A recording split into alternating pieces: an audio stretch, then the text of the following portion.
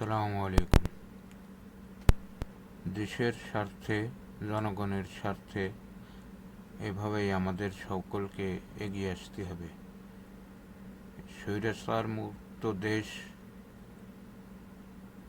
এখন দেশ স্বাধীন হয়েছে। দেশটাকে সুন্দর করে গড়ে তুলতে হলে আমাদের সকলকে একতাবদ্ধ হতে হবে এবং যার যার নিজ নিজ স্থান থেকে দেশের জন্য কাজ করে যেতে হবে। দেশটাকে সুন্দর করে গড়ে তুলতে হবে, দেশের উন্নতি করতে হবে। কোনো রকম কোনো পরমাসহিষ্ণু কোনো কাজ করা যাবে না।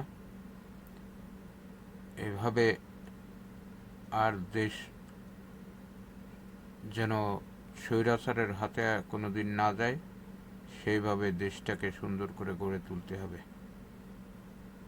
আসুন আমরা সবাই একতাবদ্ধ হয়ে দেশটাকে সুন্দরভাবে সাজিয়ে আমাদের সত্যিকার সোনার বাংলাদেশ হিসাবে গড়ে তুলি।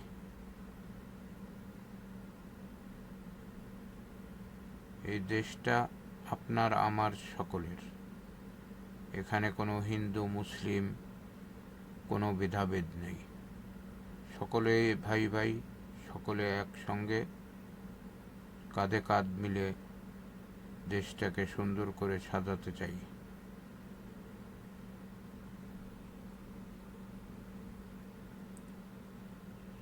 দেশে কোনো রকম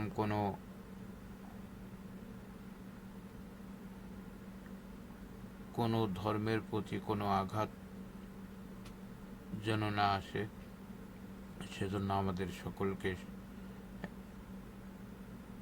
সজাগ দৃষ্টি